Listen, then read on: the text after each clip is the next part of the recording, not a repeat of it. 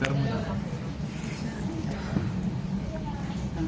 Meron po bang pagbubuntis na hindi niyo po ginusto o hindi niyo po na-wish na sana ay magbuntis kayo? Wala naman po.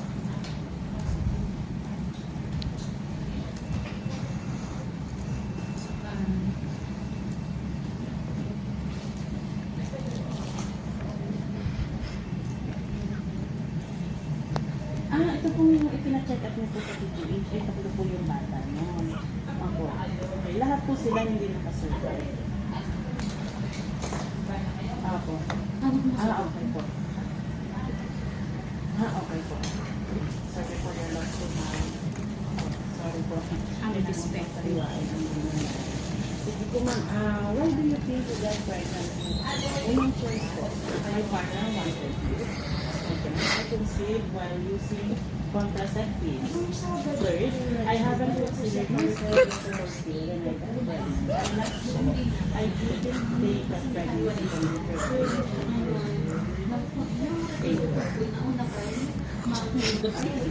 Meron po ba kala yung opinion ko na sa talagang iba nito ang abortion at kailangan po maggawing bigat sa offer letter, basta naka-attach ng form.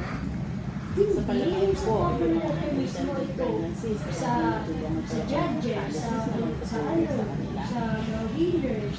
Meron din sa ito. Wala nang kabino, wala. Pamilya naman po ma'am sa mga podcast. Sabi ni Ma'am, hindi okay lang naman. Sabi ni Ma'am, babanggitin ko po ma'am yung mga uri ng contraceptives na meron po. pwede naman yun, naka-attach naman yung food mo yun. So, insert mo doon sa natin. Injectable.